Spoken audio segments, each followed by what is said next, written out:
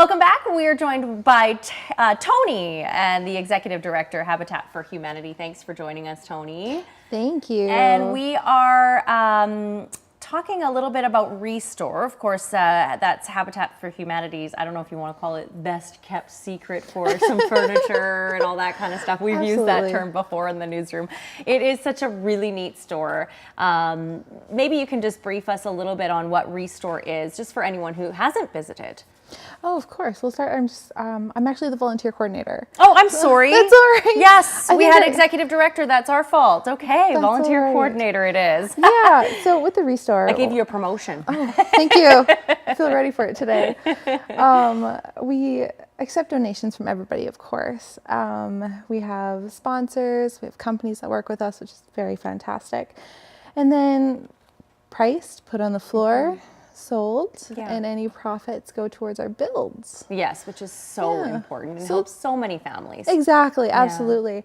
So it's like the quick version of it. Yeah. But yeah, for the most part.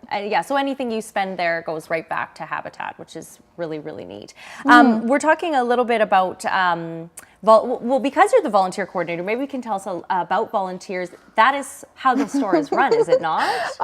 We do have a lot of paid staff, but we also have a lot of volunteers right now. I think my last count was about 45. Wow. So yeah, it's pretty fantastic. Are you always in need of volunteers? Always. Yeah. Oh, always. We always need people in the Restore, either in the warehouse or running cash or in the sorting room, because it takes 10 minutes and that desk is full, right?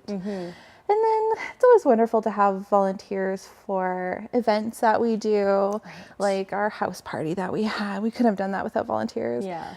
And we're going to be looking at a build. Okay. So we always need build volunteers. And I think this year, if we can get away with it, we want to start a women's build. Ooh, I like that idea. Very so neat. it'll be exciting. Depending how many people we get and how much we can get away with, we're probably going to do either a full day or a full week. Wow. Yeah. That's a great idea. Yeah. Well, we'll look forward to hearing more about that. I know that Restore, Tony, is opening on Sundays, which is huge. Yes, it is. Oh my goodness. That's a day where a lot of people are out and about and ready to go and spend some money. Absolutely.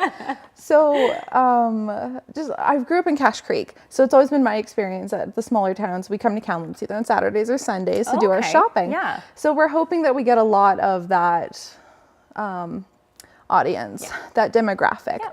And just being open on another day means that we have another day for profits, another day to be a part of the community, you know, if you will. Yeah. So what do you have to do to prepare for that? I mean, that's an extra day. I mean, it sounds easy to just open the doors on a Sunday, no big deal, but that's a lot of work. It is a lot of work. We have a fantastic team. Everybody's been pretty hands-on, pretty supportive about it. We're only going to be open from 10 to 4, so it's not like we're looking for a bunch of people, but we're always looking for those who maybe find themselves bored on a Sunday and want to come help out. And I believe we're going to be doing maybe a barbecue on the 30th. Okay. So if anybody wants to come out and join us on that day, there's going to be food. When do you start opening on Sundays for The 30th. It is the 30th. Yes, it is. So that's a good way to kick that day off. I like that. Excellent. Yeah, it'll be interesting. Wonderful. Well, thank you. We look forward to that. So September 30th is when Restore will officially be open on Sundays. And of course, if you'd like to help out, if you want to volunteer, you can get a hold of Tony at habitatkamloops.com, and the number there on your screen as well. Thanks so much, Tony. Thank you.